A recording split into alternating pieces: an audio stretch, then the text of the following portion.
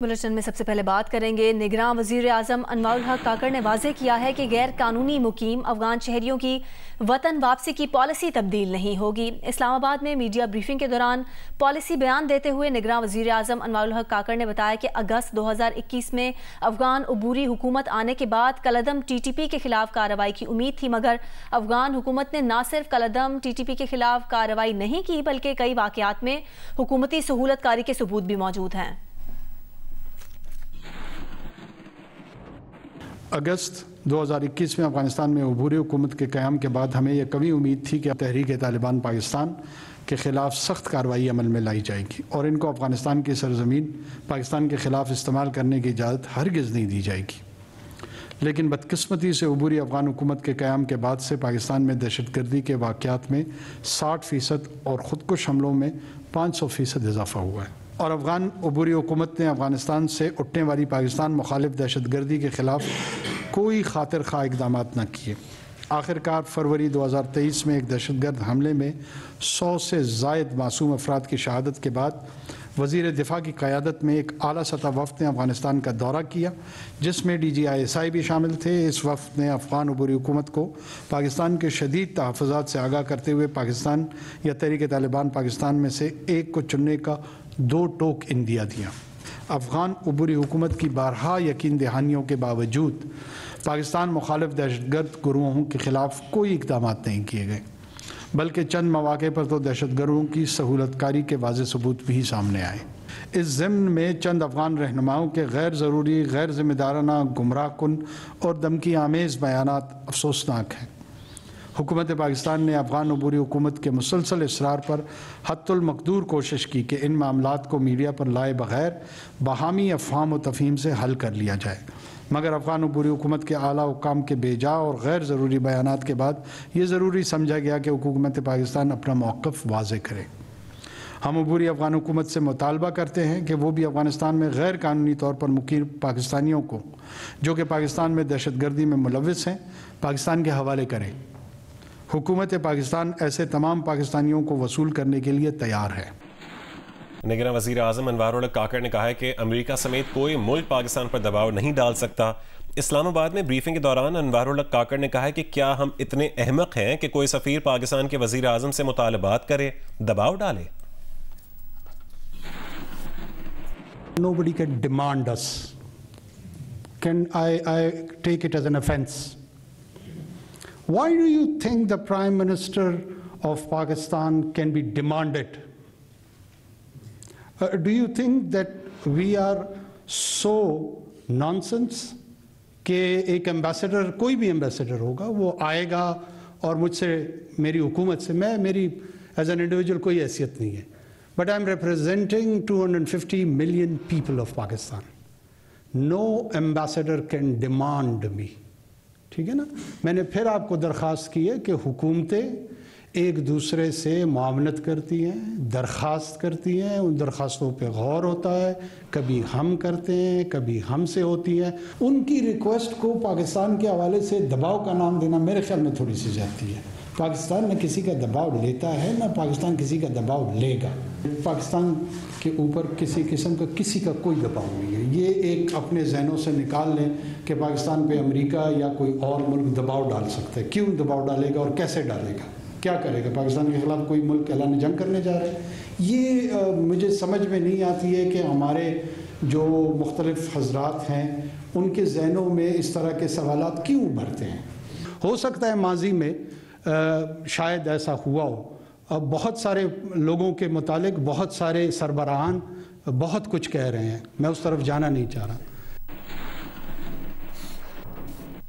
ابھی دیگر خبریں شامل کریں گے. آپ کو بتائیں کہ سپریم کورٹ نے سابق چیف جسٹس ثاقب نثار کے چیمبر میں دیے گئے فیصلوں اور سپریم کورٹ کے ہیومن رائٹس سیل کو غیر قانونی قرار دے دیا ہے. Supreme court human rights cell کے مقدمات سے متعلق کیس کی سماعت کے دوران چیف جسٹس قاضی فائز عیسیٰ نے کہا کہ چیف جسٹس صرف کھلی عدالت میں کیس مقرر کرنے کا اختیار رکھتا ہے. چیف جسٹس اپنے چیمبر میں کوئی حکم جاری نہیں کر سکتا. چیف جسٹس نے کہا کہ برطانوی شہری زاہدہ اسلم نے 184(3) کے تحت 2017 میں درخواست دائر کی اور سابق چیف جسٹس ثاقب نثار نے 2018 میں فریقین کو اپنے چیمبر میں بلا کر سماعت کی۔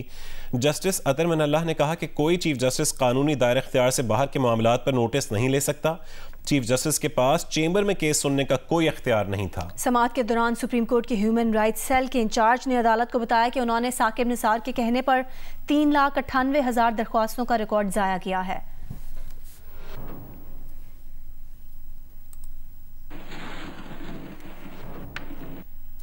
نگراں وزیر اطلاعات پنجاب عامر میر اس وقت پریس کانفرنس کر رہے ہیں۔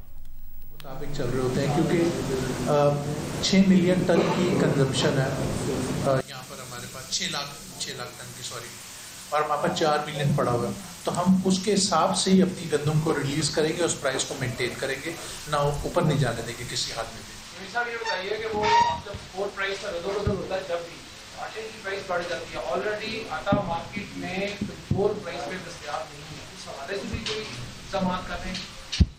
سر ریپیٹ کرتے سر، میں کلیئر نہیں ہوں۔ میں نے کہا جی کہ جب سپورٹ پرائز میں کوئی رد و بدل ہوتا ہے ہمیشہ آٹے کی پرائز بڑھ جاتی ہے پر کے جی، مارکیٹ میں پہلے ہی آٹا جو ہے سرکاری قیمت پر کلو کے حساب سے دستیاب نہیں ہے، اس کے لیے کیا اقدامات کریں گے کہ سپورٹ پرائز بڑھنے کے یا رد و بدل کے باوجود آٹے کی پرائز اسٹیبل رہے؟ سر یہ جو پرائز نکالی ہے اس کو ہم نے سامنے رکھتے ہوئے نکالا ہے، اور ہمارا یہ اور اس کو ہم نے ہر 15 دن کے بعد ریوزٹ بھی کرنا ہے۔ اگر پرائز اوپر جا گئی، اگر ہاتھ میں نہیں ہوئی تو ہم 15 دن کے بعد اس کو پھر بیٹھ کے اس کو بھی فیصلہ کریں۔ سر یہ کس طرح سے ممکن ہے کہ حکومت 4,000 روپے آپ اعلان کر رہی ہے اور کسان جو ہے وہ 12,000 سے 14,000 روپے کے جی اے پی کھاد خرید رہا ہے اور کٹوری دکڑوں کی ہیں، اور اس کے بعد گزشتہ سال 4,000 سے 4700 تک میں نے آلریڈی اس بات کا جواب دے دیا ہوا ہے، انفلیشن کو اس کو آلریڈی اگائیں گے نہیں جی، گندم تو اتنی ہوگی کہ سڑکوں پر پڑی ہوگی۔ میں نے آلریڈی اس بات کا کیونکہ جواب دے دیا، انفلیشن آلریڈی ایڈجسٹ کر کے یہ کیا ہے۔ یہ صحیح آپ نے کہا کہ آپ اپنے پر ایکڑ پیداوار جو ہے وہ بڑھانے جا رہے ہیں، اس کے لیے سلیڈ ایکسپورٹ کی ہے، مکئی تیار کی ہے، کیا میں آپ کو تھوڑا سا سمجھا دوں سر، پچھلے سے پچھلے سال 22 من کی یہ لائی تھی، پچھلے سال 32 من کی آئی، 32 من کی آئی۔ یہ جو ویدر کیونکہ کلائمیٹ چینج اور ویدر ایسا ہوا جس پہ ہم لوگ سمجھ رہے تھے کہ گندم ہماری خراب ہو رہی ہے، بٹ اس ویدر کی وجہ سے وہ بیج موٹا ہو گیا اور ییلڈ زیادہ آ گئی، تو وہ تو ایک قدرتاً ہوا۔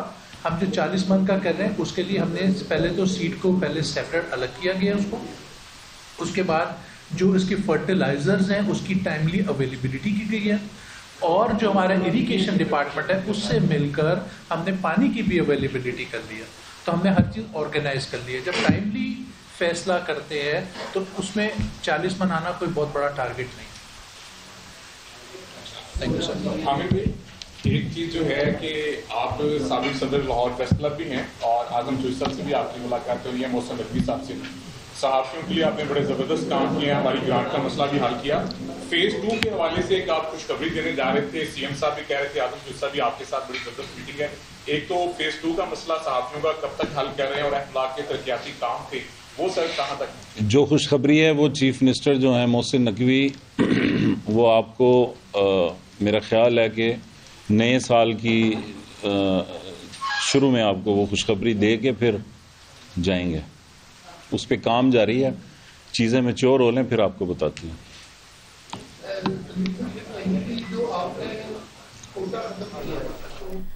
لاہور میں نگراں صوبائی وزراء پریس کانفرنس کر رہے ہیں۔ اور اب وار روم غزہ وار روم میں تازہ ترین اپڈیٹس کے ساتھ حاضر ہے، اور اب تک کی تازہ ترین ڈیٹیل یہ ہے کہ اسرائیل کی غزہ اور مغربی کنارے میں مظالم کی ایک اور رات گزر گئی۔ غزہ پر رات بھر بمباری کا سلسلہ جاری رہا۔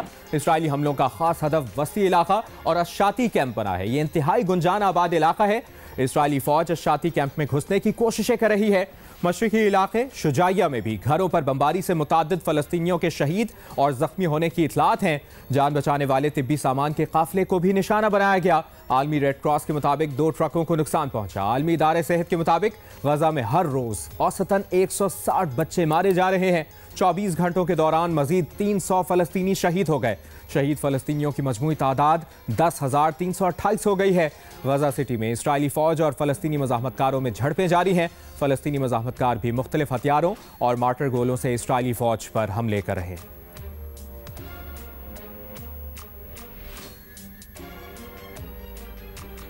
अभी आपको बताएं, फलस्तीन में इसराइली जारियत के खिलाफ कराची के बच्चे भी मैदान में आ गए हैं।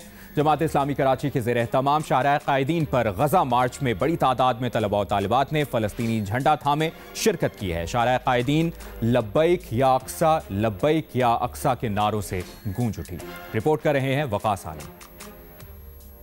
हाथों में फलस्तीनी परचम, हमास और गजा के नन्हे मुजाहिदों के साथ इज़हार यकजहती का अज़्म और लब्बैक या अक्सा की सदाएं। मखसूस फलस्तीनी रुमाल बांधे ये है कराची के बच्चों का गजा मार्च।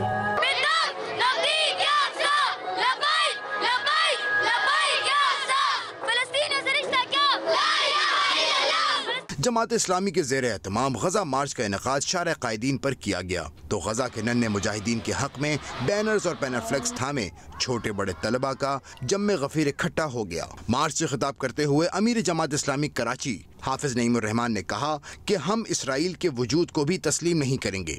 हमारे बच्चे अपने नारे और खुतूत से हुक्मरानों को गैरत दिला सकते हैं।